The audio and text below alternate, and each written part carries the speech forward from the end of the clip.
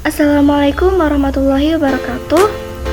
Perkenalkan, nama saya Wasilatul Munirah dengan NIM 20204070 dari Prodi Tadris Matematika kelas C. Oke, di sini saya akan menjelaskan tentang pembuktian teorema yang sudah saya kerjakan pada tugas pertemuan minggu lalu. Sebagai syarat dari nilai kuis 1 mata kuliah Geometri Transformasi. Langsung saja kita masuk dalam teorema teorema 6 yang pertama, yaitu teorema 6.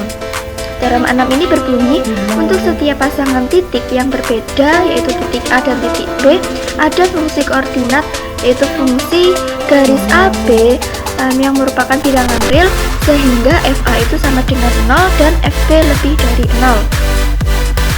Oke, untuk pembuktiannya kita tulis dulu diketahui titik A itu tidak sama dengan titik B, sehingga fungsi garis AB itu yang merupakan bilangan real. Kemudian akan dibuktikan FA itu sama dengan 0 dan FB itu lebih dari 0. Kemudian untuk pembuktiannya, langkah pertama kita observasi dulu atau kita amati dulu apakah garis L itu berisi titik A dan titik B. Jika titik E itu tidak sama dengan titik B, maka akan ada garis L, yaitu yang mana garis L itu adalah garis A dan B. Ini merupakan merupakan postulat insiden. Kemudian langkah yang kedua, kita misalkan bahwa F itu fungsi L yang merupakan bilangan real adalah fungsi bijektif. Ini merupakan postulat penggaris. Nah, selama ada titik A dan titik B itu berbeda pada garis L, dengan menggunakan konsep aljabar, maka AB sama dengan FA min FB itu lebih dari sama dengan 0. Kemudian melalui negasi dari postulat jarak, asumsikan bahwa garis AB itu sama dengan 0, maka FA min FB itu sama dengan 0, sehingga mengakibatkan MA itu sama dengan FB. Nah, hal ini terjadi kontradiksi, sehingga pengandaian itu harus diingkari. Kemudian karena FA itu tidak sama dengan FB, dapat dimisalkan A itu adalah titik asal, yang mana FA itu sama dengan 0. Nah, berdasarkan ini merupakan definisi dari fungsi surjektif. Jika garis AB membentuk sebuah garis, maka FB itu harus lebih besar dari FA, atau bisa ditulis FB itu lebih besar dari 0. Nah, sehingga terbukti bahwa teorema 6 itu benar. Untuk yang selanjutnya, yaitu yang kedua, itu teorema 12.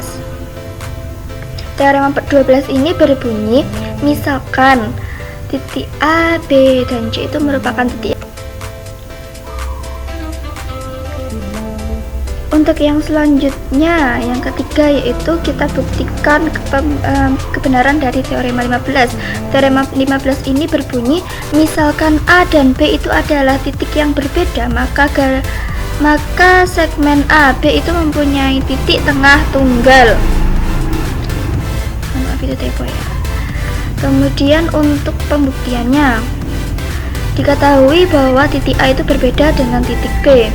Kemudian akan dibuktikan bahwa segmen dari AB itu mempunyai titik tengah tunggal. Untuk langkah pembuktiannya, yang pertama kita asumsikan dulu bahwa titik A itu tidak sama dengan titik B, maka segmen garis AB itu tidak mempunyai titik tengah tunggal.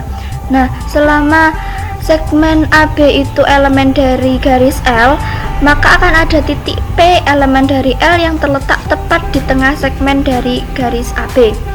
Kemudian langkah yang kedua, untuk membuktikan bahwa P itu tunggal, maka kita asumsikan dulu bahwa ada titik Q, di mana Q itu tidak sama dengan P, yang mana Q itu juga merupakan elemen dari garis L dan terletak tepat di tengah segmen AB. Sehingga di sini terjadi kontradiksi, maka pengandaian ini harus diingkari. Padahal kan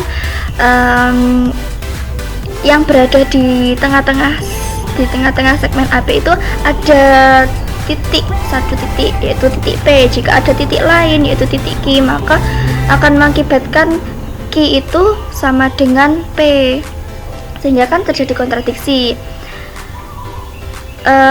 Maka pengandaian ini harus diingkari. Maka ini mengakibatkan sehingga terbukti bahwa jika segmen AB itu merupakan elemen dari L, maka akan ada satu titik yaitu titik P yang tunggal yang berada di tengah segmen garis AB. Kemudian langkah yang ketiga yaitu untuk membuktikan bahwa P itu berada di antara titik A dan titik B, maka asumsikan bahwa AP itu tidak sama dengan PB berdasarkan definisi 8, bahwa AP plus PB itu sama dengan AB. Jika titik P terletak di tengah segmen garis AB dan AP itu tidak sama dengan PB, maka akan mengakibatkan AP plus PB itu tidak sama dengan AB, sehingga hal ini terjadi kontradiksi. Jika terjadi kontradiksi, maka pengandaian ini harus diingkari. Oleh karena itu terbukti bahwa AP itu sama dengan PB. Sehingga di sini terbukti bahwa teorema 15 itu benar.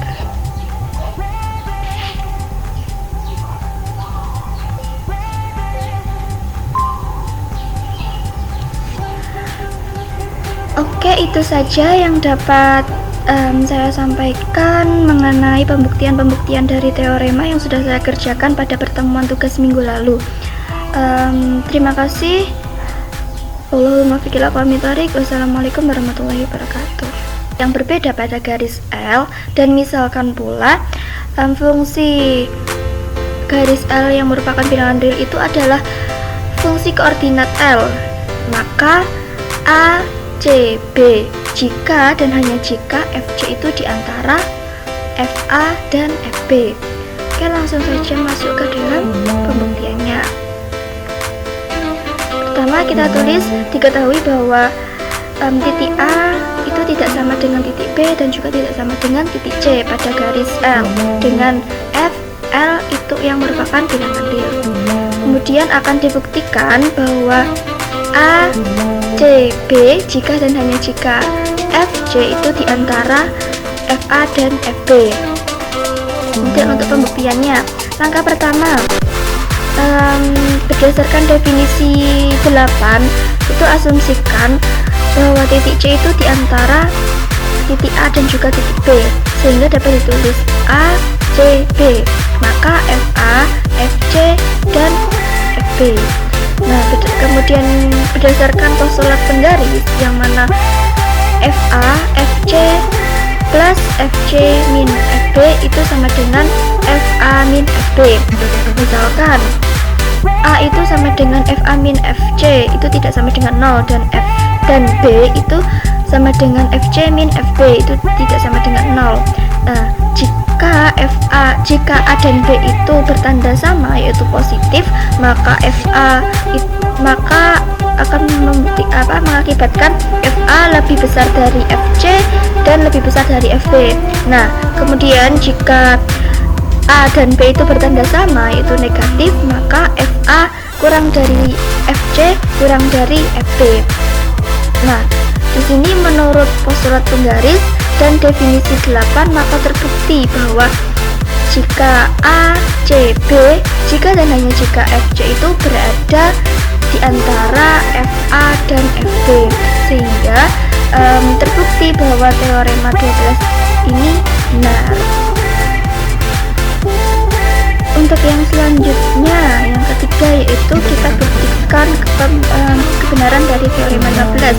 Teorema 15 ini berbunyi, misalkan A dan B itu adalah titik yang berbeda, maka segmen AB itu mempunyai titik tengah tunggal.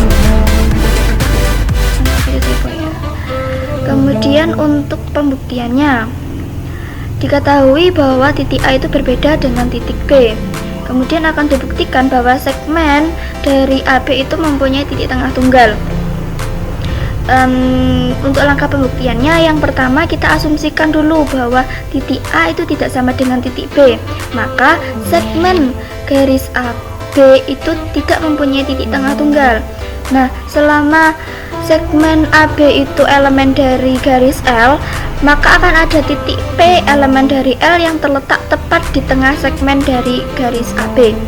Kemudian yang langkah yang kedua, untuk membuktikan bahwa P itu tunggal, maka kita asumsikan dulu bahwa ada titik Q di mana Q itu tidak sama dengan P, yang mana Q itu juga merupakan elemen dari garis L dan terletak tepat di tengah segmen AB.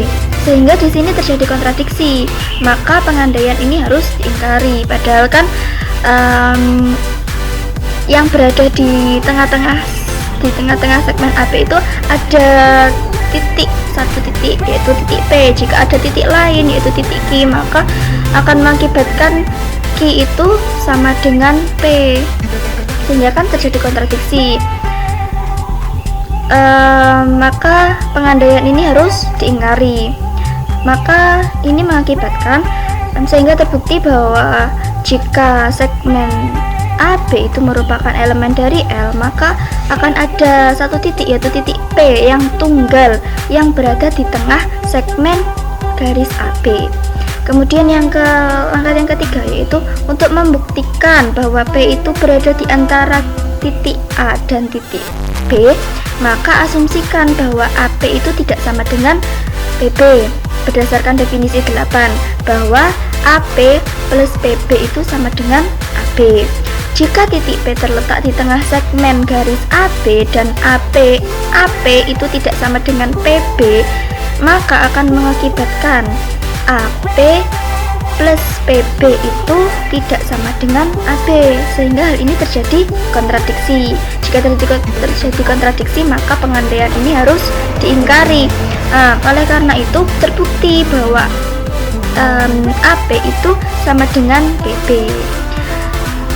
Sehingga di sini terbukti bahwa teorema 15 itu benar.